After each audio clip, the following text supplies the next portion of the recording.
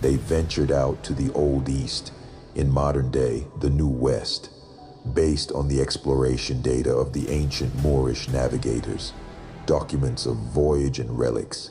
It stated that the New World was guarded by supernatural forces and unexplained mystical events, that many tried to sail and never come back. The church drew the conclusion that the potential Messiah would most likely be reborn to the New World. This was the motive behind 1492 mass immigration expedition with Columbus, and under the guidance of the mystical brotherhood, the Magi Mage alchemist Moors with Musa Mensa map of navigation. Several recruitment of the finest soldiers from all Europe and Africa sailed to the New World. Within the journey, the violent waters of the Atlantic Ocean, they encounter with the mystical creature known as the Simbi, mermaids. They were the coast guards of the continent.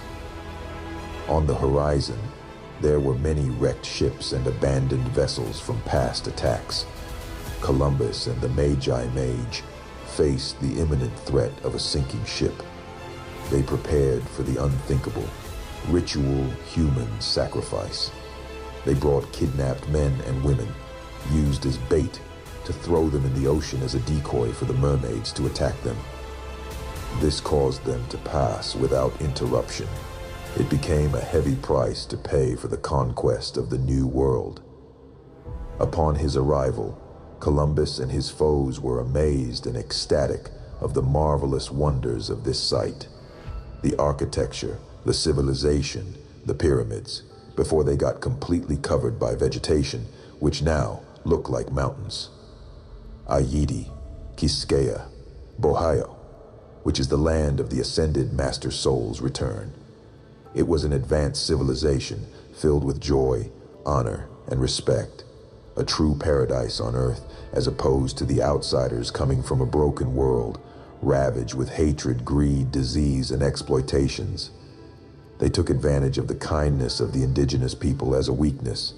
They made their move, wanting to take over the territory by force or alliance, using false religious doctrine. They were God-chosen people demanding marriage into the royal bloodline, the Queen of Ayiti, Anacaona. She declined Columbus' demand. The King of Ayiti, Caunabo, was shipped to Europe for the Queen of Spain, Isabella. He was also a safety net for safe passage from these violent mystical mermaids to Europe, because he was also a voodoo chief, and his magical connection would guarantee safe passage to Europe with the Bible prophecy of a coming future Messiah and the sacred bloodline. Columbus, witness and understand, the fluent Hebrew-speaking royal family, was the direct lineage of the prophecy. With Queen Anacaona, she overstood the nature of the beast and chose death before marriage. She shouted Ayabombe, meaning liberty or death. She foresaw that her royal bloodline and sacred tradition was doomed for spiritual bondage and captivity. Many indigenous royal bloodlines were shipped to Europe, Africa, and many other parts of the world. The history of slave trade was completely done in reverse. The real trade was known as the blood trade, the bloodline trafficking. As the queen accepted the fate of this brutal reality, ultimately choosing death was an honor, a weapon of spiritual warfare. She was hung and drained for her blood, similar to the crucifixion of Yahshua. She became a Loa, the messenger of spirits, the soul of the ancestors, that would guide and prepare the upcoming Messiah. Years of oppression, injustice, ecological destruction, spiritual oppression continued until September 20th, 1758. By the grace of the Most High, the prophecy of the Messiah was here. Born as Isaiah, the son of indigenous woman POW and Dahomey African soldier, he rose to power by the guidance and the protection of the LOA. Lengleso was his guard. He led the greatest battle of good versus evil, the Haitian Revolution.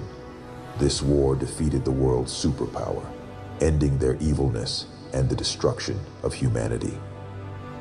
His plantation name was Jean Jacques Dessalines, but Issa Yahya was the Messiah, the liberator of the world.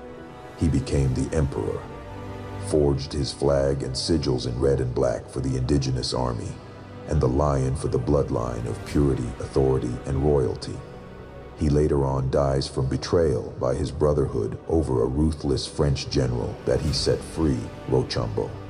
His mercy and compassion for the general cost him his life. His brothers believed he lost his way by forgiving a demon like Rochambeau.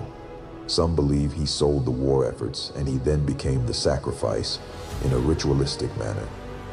Inside of a Masonic church, he was cut to 13 pieces, just like in ancient Kemet. King Ausar, Osiris, his blood was drained and drunk by many traitors. His skull was sent to the Vatican as collection of a powerful artifact used as a vessel for Masonic rituals, and the war of religious dominance continued.